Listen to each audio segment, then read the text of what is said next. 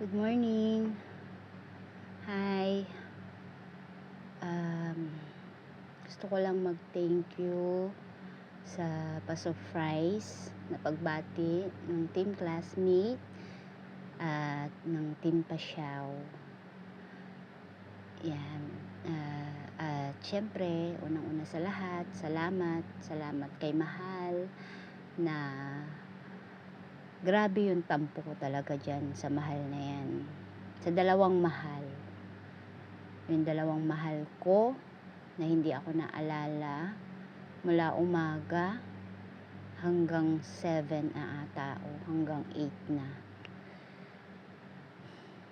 Magkasunod pa sila talaga na tsaka lang nila ako naalala. At yung isa, demanding pa.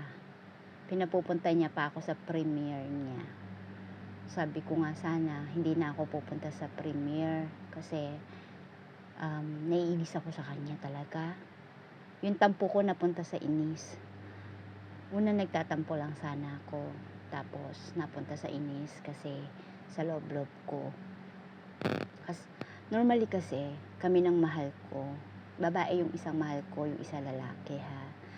Yung kami ng mahal ko. Every morning, every night, we say goodbye to each other. Like say good morning, hindi lang goodbye. Goodbye sa gabi, good morning sa umaga, good night sa gabi, ganoon kami. So, routine namin yung dalawa. Routine namin yun, kaming tatlo. Pareha sila. Yung isang mahal ko na lalaki, tawag sa umaga, tawag sa tanghali, tawag sa gabi. Wala din talaga as in. Tapos yung babae, walang good morning, walang good night. So, yung birthday ko kahapon, pinipilit kong maging masaya. Pinipilit ko talaga siyang maging masaya kasi nga birthday ko, di pa nga. It's my birthday.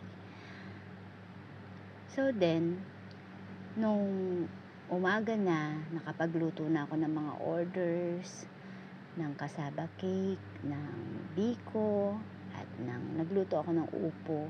Alam nyo naman ako, rakitera. Nagluto ako ng luto ng kahit ano, basta lang kumita. Yun. So, yun ang trabaho ko. Sideline. Pero yung pagiging chimay ko dito sa kanilalagyan ko ngayon is may mga sideline ako. At yun ang sideline ko. Magluto, magmasahe, magmanicure, magriban. Yun ang mga sideline ko dito. So, yun nga, natutuwa naman ako kasi birthday ko, Christmas party namin. Alam kong nakita nyo naman lahat yun, di ba? So, yun nga yun. Pagdating sa church,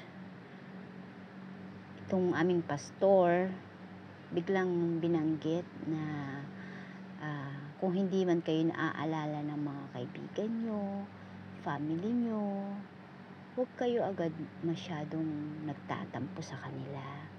Ganon. Ganon yung pastor. De syempre, naalala ko na naman yung mahal kong babae. Diba? So, wala akong ginawa kahapon. Start sa church, hanggang umuwi ako, kundi umiyak. Birthday ko yun. Naiiyak na naman ako. So, yun nga, kasi mahalaga sa akin. Sobrang halaga sa akin yung batiin ako ng mga importanteng tao sa buhay ko. At yung mahal kong babae, hindi ko na siya tinuturing na isang kaibigan. Tinuturing ko siya bilang kapamilya. Ganun ako sa lahat ng mga nagiging kaibigan ko. Sa lahat. So, may bumati naman sa akin na team classmate. Pero, char-char lang din naman pala yun. Para lang pala, yun nga, hindi ako makahalata. Ganun. At si Sis Jennifer, si Madam Jennifer yun. So, umiiyak ako guys. Kaya ganito na yung naging boses ko. Nagpalit yung boses ko kasi umiiyak ako habang nagbibideo ako.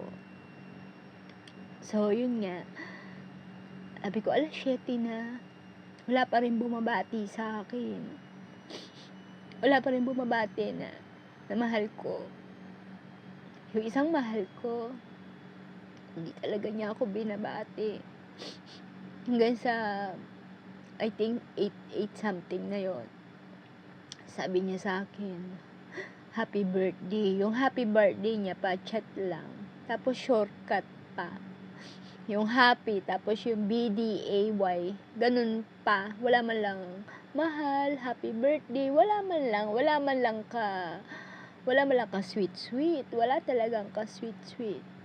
Tapos, yung isang mahal ko na naman na babae, nag-chat din. Ang sabi niya sa akin, may sinend siyang link. Tapos, sabi niya sa akin, ate, may premiere ako. Sa loob-loob ko, gana ka pang magsabi ng manood ako sa premiere mo. Hanggang ngayon, hindi mo pa ako binabati. Ganun yung reaction ko sa chat niya. So, yan. Then, after that, hindi na sana ako pupunta. Pero nag-like ako. Pero, tinignan ko yung picture niya. Tinignan ko yung picture o yung thumbnail niya sa premiere. Mukha niya. Tapos, in-screenshot ko siya. Tapos, pinalaki ko kasi baka mamaya nasa gilid lang. Baka ako naman yun. Baka surprise. Ganon. Nasa surprise din yung nasa isip ko. Pero, kahit anong zoom ko, wala akong makitang clue. Kasi puro mukha niya, damit niya, nakangiti pa, ganon. So, yun. Umiyak na lang ako. Tapos sabi ko, pupunta pa ba ako? Hindi na siguro ako pupunta. Tapos nag-comment ako. Ang first comment ko is, nagtatumbling ako. No. Tapos second comment ko is, nagpa-flower na lang ako. Alam mo yun. Pero sa loob-loob ko parang, hindi ko kasi kaya makipagplastikan sa tao. Pag naiinis ako sa tao, sasabihin ko. Pero actually, bago sana ako matulog, chat ko siya. Sasabihin ko sana na, bebe, hindi mo man lang ako binati. Wala ka man lang bati sa akin, mahal. Hindi mo man lang ako naalala. May galit ka ba sa akin? May nagawa ba ako sa inyo? Yun sana yung sasabihin ko sa kanya. Pero nung nag-start na yung premiere, mas pangiti-ngiti pa siya, mas lalo ako nasar. Pero nung nakita ko, yun nga, nag-start na binati. Grabe, iyak na naman ako. Walang katapos ang iyak. Birthday ko, puro na lang ako iyak. At hanggang ngayon, continue iyak, di ba? Di ba ang galing? Ayun nga. So, masaya ako. Kaya ako ginawa yung video na to dahil natutuwa ako, na-appreciate ko yung mga pagbati nila. Kuya Boy Pasyaw, salamat po. Sis Julien, at ang mga bata, ang cute. Ang cute ng mga bata. Si Madam Jen, na kahit yung kandila mo, mataba pa sa puwet ko, is nag-effort ka pa rin. At yung cake ko, na hindi man lang mapantay, ang liliit na nga, di pa pantay yung pagpatong, is grabe, appreciate ko yan. Kay Sis Walk, natatawa ko sa istorya ng paggawa mong video. Gabing-gabi naman na kasi, saka ba talaga pupunta, nagbihis ka pa talaga, babati ka lang pala, o diba? Yung mga effort ba, salamat talaga sa inyo guys. Salamat sa team classmate. Kay si Amedesok, alam ko busy lang yan. At saka meron pa akong isang gustong batiin ng happy birthday na kaparehas ko pala siya, na ka-birthday ko pala siya, at isa rin siyang team classmate. Really, happy birthday to us yesterday, Sir Drix DK. Happy birthday, kuya. Happy birthday, sir. At hindi ko akalain na magka-birthday pala kami. So, dalawang team classmate guys, alalahanin nyo palagi, dalawang team classmate ang may birthday ng 1st of December. And that's our day yesterday. But siguro si Sir Drix, magkaiba kami ng kwento, baka masaya siya, baka okay naman siya. Ako, happy ako, na full yung happy ko, na kahit may problema ako, nagpasalamat pa rin ako sa Diyos na buhay ako, na healthy naman ako, at yung problema ko is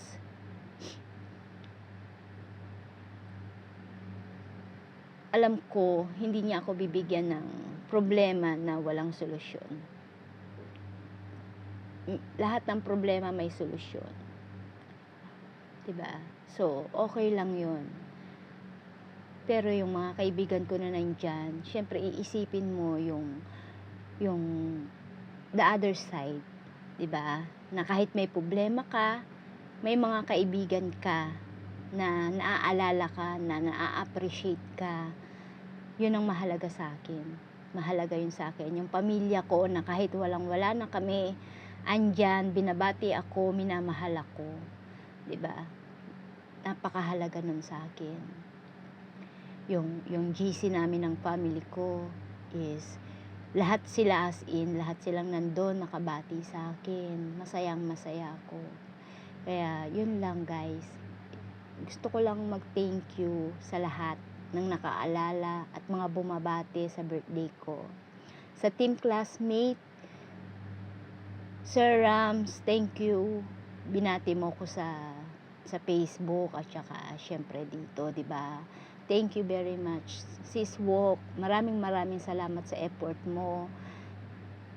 Madam Jen, thank you din. Sis Juljen, Kuya Boy Pasyaw, at sa lahat ng bumabati at sa lahat na nagpunta sa premiere ng mahal ko.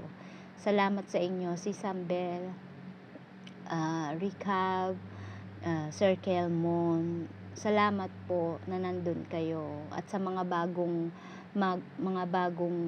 kadikitan ng mahal ko. Salamat. So, hanggang dito na lang guys. Thank you. Thank you talaga. And I love you all.